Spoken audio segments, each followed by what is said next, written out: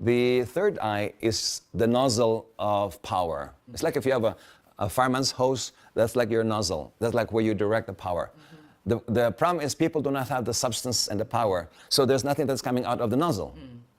So you need to develop the substance which fuels the nozzle to work to empower destruction, creation, or preservation. These are the three functions, major functions. You can create with it, like manifests. You can break obstacles and destroy negative substance or darkness, or you can preserve the good things you want in life.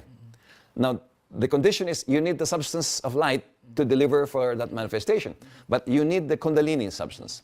You know the sacred fire that talk in yoga and meditation that comes from your fire in the belly, in the sexual region, in the navel area? That is the substance which is the fuel of the third eye.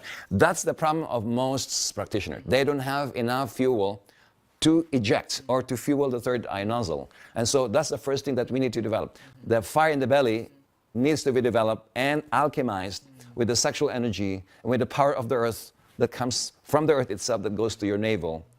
And that has to be alchemized. And that is where your alchemy has a challenge, because people don't know how to mix that. They don't know how to bring the Kundalini energy or that fluidic fire to fuel the third eye, to do anything you want with it, or also to connect to the heavenly libraries or archives. So you need to develop that Kundalini power, and that depends on your sexual energy, on the earth energy that comes in, and the latent forces that comes from the earth itself.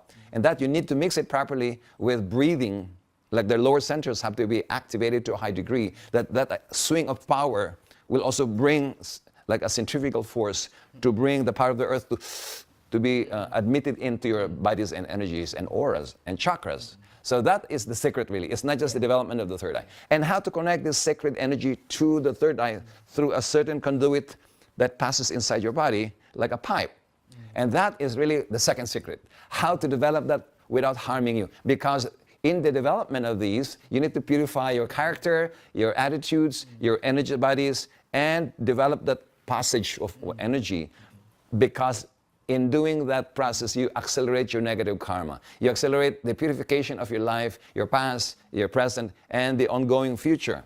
That is also the secret. How do you purify without having to suffer so much? Because in many yoga and meditation and mystical path, the teachers will always say that don't be surprised if you have so much karma accelerated, that your past lives, your present life will come in to clean you, to purify you, to purge you. And so that is why we have a curriculum that spells out what are the things to do and things you don't do with the rituals, with the third eye practices. And so that's probably one of the key components of the curriculum, what not to do with the third eye. Any powerful tool, you need to have things that you don't use that for, because it can boomerang effects on your character or your pride, your ego, and so on. So that is one of the things you need to lay out. What not to do in this ritual? What are the precautions? What are the things that can happen if you open too much that energy, and so on?